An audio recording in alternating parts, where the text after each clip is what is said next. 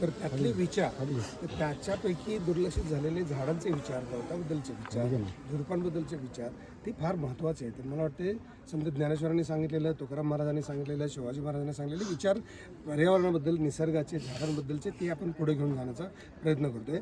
आणि ती आपली आवड म्हणून करतो आहे, असं नाही की कोणासाठी करतो आहे. तर इथं आलमी गाव आहे जुन्नरमधलं, ते आम्ही गेल्या वर्षीच इथं आलो होतो आणि त्यांचं झाडावरचं प्रेम बघितलं, त्यांच्या झाडावरचे प्रयत्न करताना बघितलं. या सरपंच आहे तिथला, सरपंचांनी सगळं गाव बरोबर गोळा केलं होतं आणि वर्षभर त्यांनी 1000 झाडं लावून तयार केलेली.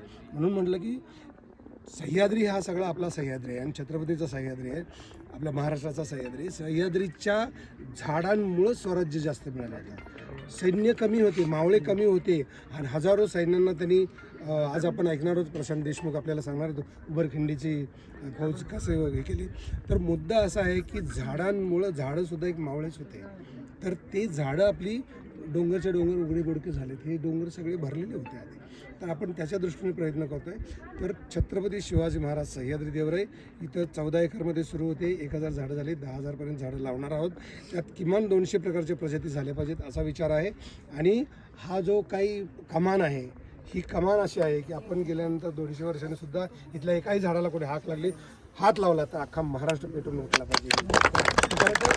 शिवाजी महाराजांच्या काळामध्ये 350पेक्षा जास्त देवराई होत्या, मात्र त्या सर्व देवराई नामशेष झालेल्या आहेत. देवरायावर अतिक्रमण झालीत, लोकांनी बरंच त्याचं महत्त्व जाणलं नाही. पण ज्या देवराया शिल्लक आहेत, महाराष्ट्र गव्हर्नमेंट त्याची जरूर नोंद घेतलेली आहे, घेत आहे आणि त्याचं अतिक्रमण वाचवेल अशी अपेक्षा आहे आणि आपण प्रयत्न करतो आहे. मुख्य म्हणजे कोडी करायचं तर आपल्या स्वतःपासून सुरुवात करायची.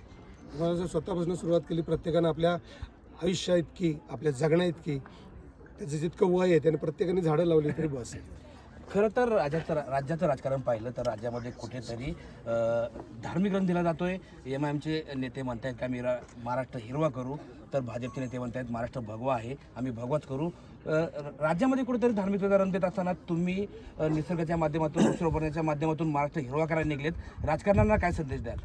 आणि ह्या प्रकारचा न्यूसन्स निर्माण करणारे काहीच माणसं असतात जगात. आपल्याकडे खूप चांगली माणसं आहेत, त्यांना घेऊन आपण पुढे जाऊया. एखाद दुसरा कोणतरी म्हणतो हिरवा करू, एखाद दुसरा भगवा म्हणतो. म्हणून कुठलाही रंग कोणाच्या बापाचा नाही आहे. सर्व रंग आहेत ते निसर्गाचे आहेत.